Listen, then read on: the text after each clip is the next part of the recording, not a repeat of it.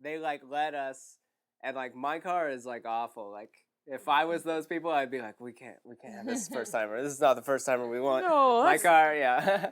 The opposite of a good church. Yeah, like my car got in like a hit and run, which I just can't afford to fix it. Mm-hmm. So it just looks beat up all the time, which is probably good because it means no one's ever gonna rob it. But Mason, but yeah, we accept your car. I know. It's okay. I know. Okay. Well, I just have underlying like insecurities about my car.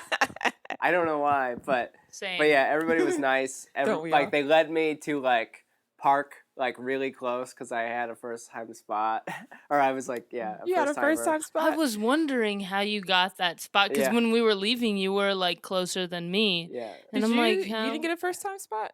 No, I just. You got there. It was pretty you were the open. first one there, right? Well, out of our group, sorry, yeah. But not the first one to church. People started getting there like 7:30. What? But yeah, I was wondering how you got that spot. Yeah, okay. they had them coned off, and they were like they made me feel special. Yeah, I'm sorry that. Yeah. So you got the first time parking. Shay did not. I guess I didn't. I just didn't talk to anybody. Well, I was just waving at everybody. Yeah. That's right. I was just waving at everybody, pretending like I knew them. You fit right in. And Ian had to leave. Ian was here, but as Ian and I got out of the car, someone just like walked over towards us and just started waving, and it just felt it's like I don't know who any of these people are, but they're still all waving at me. Yeah, that was like the thing I guess that like hit me the most about this church is, I mean, like you go to any church. I've been to like all kinds of churches, and people like talk to you, but like I've never been like at a first timer at a church where like a lot of people like keep talking to you and asking you about your experience and stuff. Usually people, there's that meet and greet part. Mm-hmm. Like people talk to you then, and then like you're kind of left alone. Yeah. To like make your own friends or something. But, So when I got there, I went to the bathroom. We're starting from get out of the car. Bathroom. Yep. I took 27 steps to the door. Right. Then I went into the bathroom. And so I was washing my hands, and this woman next to me just was like, "Hi, how are you?" Just started talking to me. And this is definitely an older church than what I'm used to. Like the demographics are just way older. Mosaic is very, very young church. So I feel, and it's a very LA church. Like it's right in Hollywood. Mosaic. What does that mean?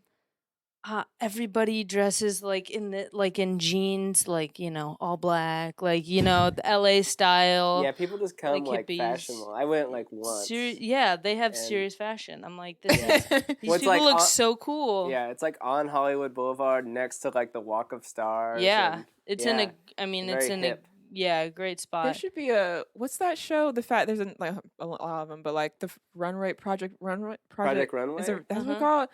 They should design like church clothes. Yeah, that would be dope, right? Yeah. They could go off this church. Yeah, I was looking at some of the people at this church clothes, and they looked nice. I mean, like these people were making like conservative church wear look good. Conservative church wear. Yeah, these are all great ideas. Conservative church wear for men. And the Crenshaw church was they were very dressed up in suits and stuff. But this woman, just introduced herself, and she's like, "Are you a first timer?" Which I can tell they're trying to get like first timers like in their database. Yeah. And she's like, "You need to go to the desk and you need to sign up and give them your name and everything." And so I did, and I went and talked to people there, and then I saw you. But what I've found, and maybe this is just me thinking about it too much, Mosaic is a younger church. People are very nice there, but I think they don't take as much action as an older person does because I'm a young person, they're a young person. I mean, it's easier for me to go up and talk to an older woman than it would be to go and talk to somebody my age. Does that make sense? Yeah, because like younger people were all dicks and like yeah, you're just you're just less insecure about it. Like, okay, I'm gonna go talk to my grandma instead of I'm gonna go talk to some person who could be my friend and like could judge me. But yeah, I feel like they just didn't have, the people at Crenshaw just didn't have a care in the world. And it's like, yes, I welcome you. And that's a huge thing for me too. It's like going back to church and having that like insecurity of like, do I belong because I'm gay? Yeah. And like even walking in bathrooms, because I mean, you see me on a podcast, but I have short hair. And I've gotten mistaken for a guy. She's like lying. Her hair is down to her ankles. Okay. It's like Rapunzel. Okay, Pocahontas. More like. My hair is longer than Shay's hair. Mason's hair is out the door. I really need a haircut. So I sometimes like am just. I see people's looks sometimes, like when they go in the bathroom or something, and they're kind of caught off guard because they're like, "Oh my god, is it a man?" And it's not. But everyone that saw me in the bathroom was just like, huge smile, said hi, and so like that's really powerful. Like just that one thing. It is. Yeah. It seems so small and like not important, but it is very important. That's huge. I mean, And everybody who came up to us, I mean. Introducing themselves like later in the service, super nice. Like nobody was like hesitant to come over to us. I mean, people were walking around. No hesitation. And that's one thing. Like I went to Mosaic once, and I think that's one reason I like didn't go back, is because like no one really talked to me. Like I went and I sat down, and I like. You really have to do your own work there. Yeah, like I enjoyed the service. It was like inspiring. Like I don't know, like I don't remember what the guy talked about, but I left like really inspired.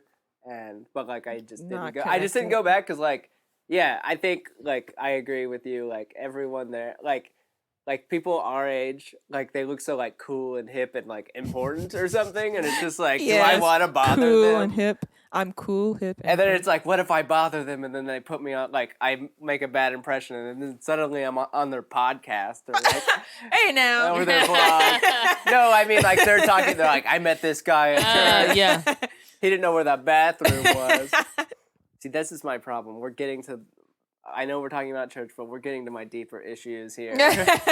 No, we're gonna solve all your problems. My quitting too early. That's okay. We'll work them out. Yeah, thank you. I do have a degree in psychology. Mm-hmm.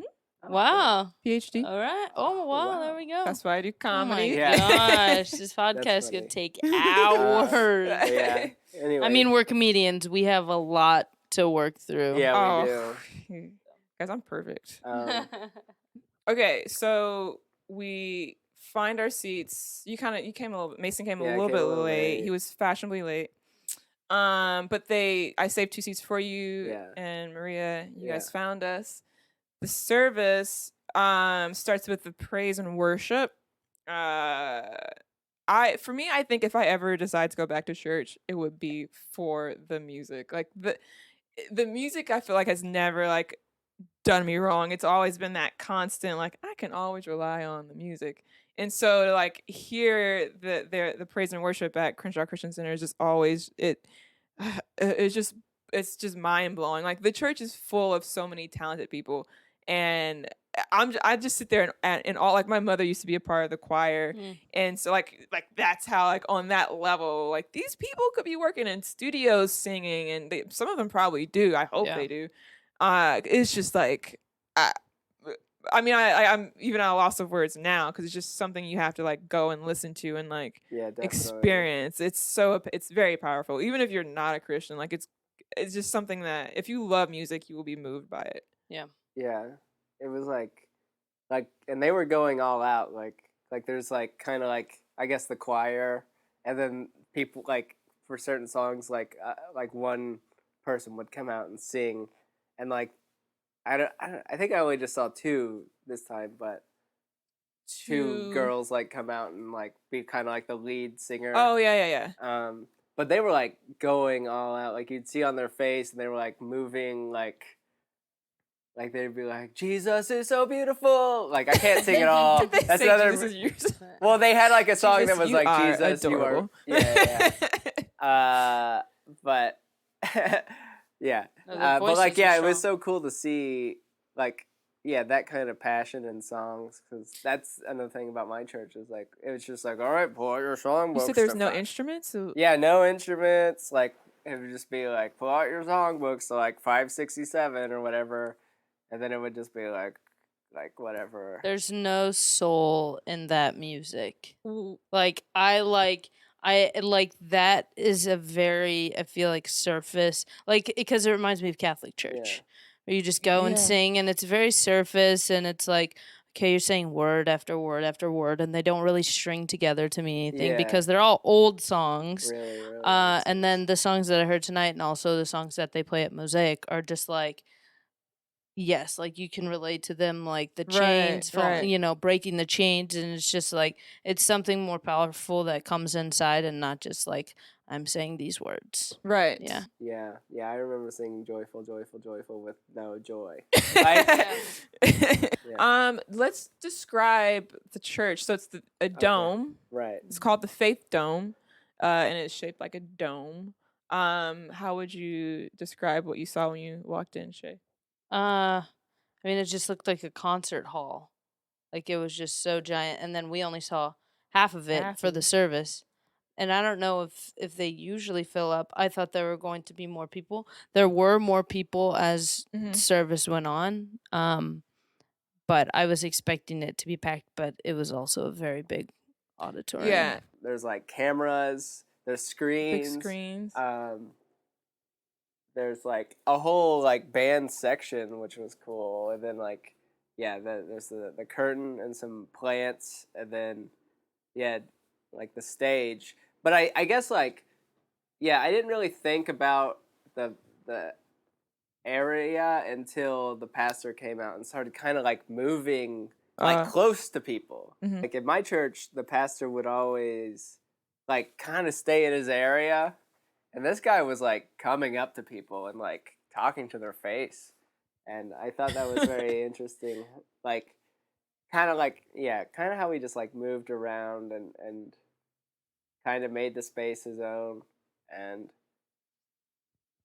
I felt like, I don't know if I felt like close to him, but I liked that he kind of moved around and sort of like tried to connect with people in that sort of way.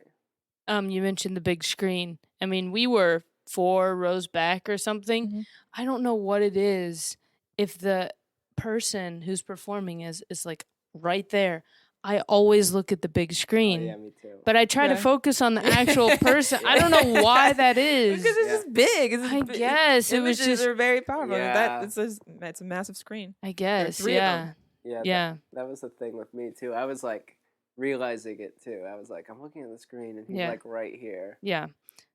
I was looking at the screen because there are 2 gentlemen sitting in front of me, and I'm short. Yeah. So that's why I looked at the screen for practical reasons. Shorty. Yeah,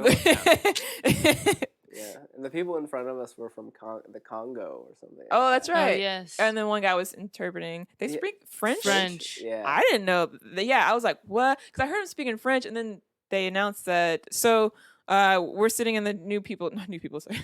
The new people section. Visitors, yes. The first timer section. And in front of us, there's these 2 gentlemen they were introduced as they're pastors from the Congo. Yeah. And one was interpreting, but speaking in French. I didn't know that. No idea. Yeah. Did any of us know that? Well, I know from like a world history class or like some history class. Like this is what I know. I know that like. Have you taken a history class before? Yeah. Well, like I don't know if it's like world history or just like 6th grade history or just a history class. Are you sure this was a history class? Yeah. Well, like we're all aware of white people's like basically imperialism and taking over the world. Like they did that in Africa. What are you talking about? They did that in Africa. Oh, I see. Yeah, that makes sense. They literally like they didn't care about people's like tribes or like nations or like any sort of thing. They were just like, this is the French's. This is like you're like, this is Britain's, this is like Italy's or whatever. Like they cut it up like that, and that's like part of the reason why like Africa's like screwed up. Still. Okay, so that makes so much sense. Okay, so like, you did take and yeah, I mean, it's kind of like how if you go to South America, some people speak German, like, and you're like, why do you speak German? It's just because white people fuck shit up. Yeah, white people they just come and they're like, this is mine now. So, okay, I'm going down this thing. So we had the prayer and worship, or the praise and worship. The prayer. What was the prayer? Oh, when we was it with the tall guy? Oh yeah, held hands. Yeah, we held hands. Yeah. What did you guys pray for? Oh, we were supposed to pray for something? Yeah. You didn't pray? Oh, no. I thought he was praying for us. Okay. Yeah. I'm joking. Okay. Oh, yes. Okay. Oh, my God. You were supposed to pray. Okay. So we all were prayed for. Okay. And they did birthdays? Oh, yeah, they did do birthdays. Stand up. See, that was another thing I was like, man, this place is a family. Like, they're just...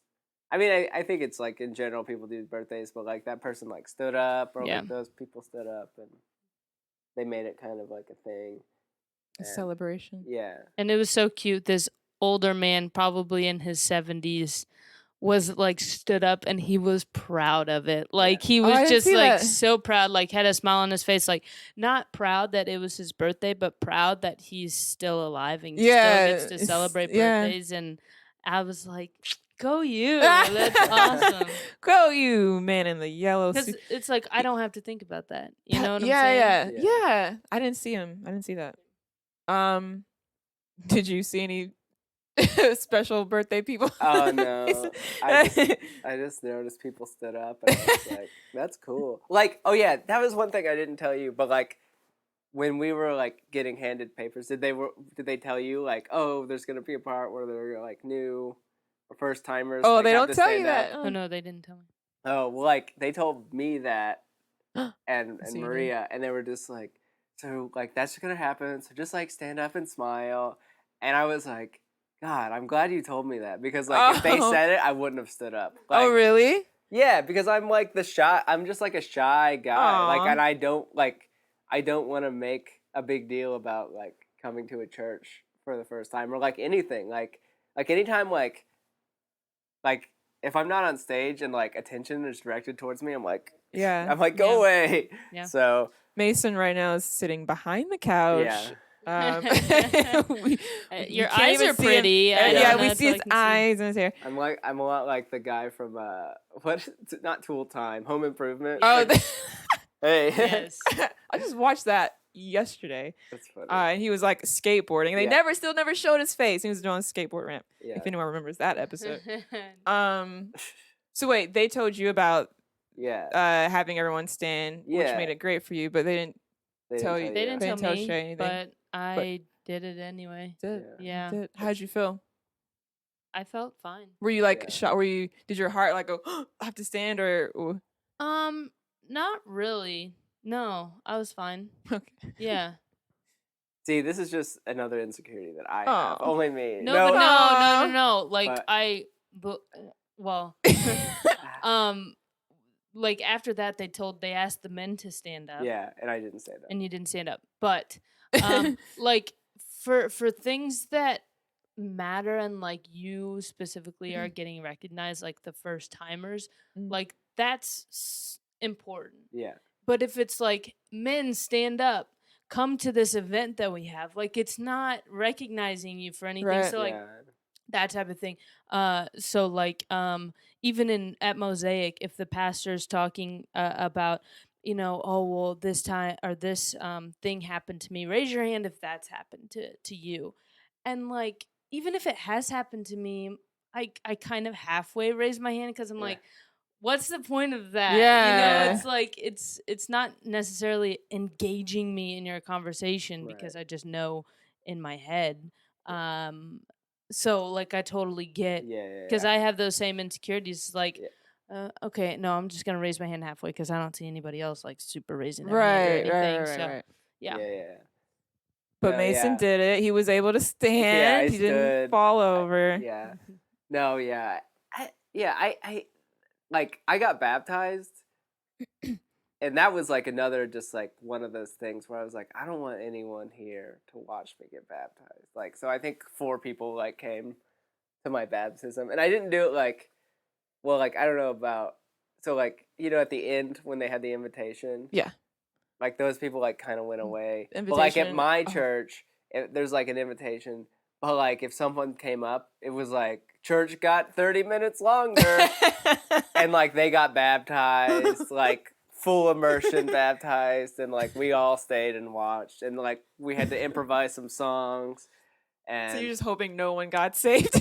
Well, like, yeah, every week I was like, I hope no one comes to Christ. But like that was my nightmare situation. And there was another, like, I had to go to a Christian camp. This, like, I've never done church that. camp Christian camp? growing up. It's like the worst because, like, I feel like camp is for you to like socialize and experiment, and you can't do any of that when God's watching. But he's only watching while you're doing God-related activities. Yeah, it's true. If only I'd known that before. But like your senior year of like high school, you're supposed to like kind of like do a, like preach yourself. Like every like senior like kind of got like 10 minutes or something to preach about something. And I just never wanted to do it. And I like quit going to church and like quit going to the like church camp before I did that. And I think that's like part of the reason why, like, well, the main reason was like I just didn't get what other people got out of it. But like I had a fear of that, and I was just like, I never want to do that. So it didn't help. But yeah, I don't know. I don't like being in the spotlight unless there's an actual spotlight.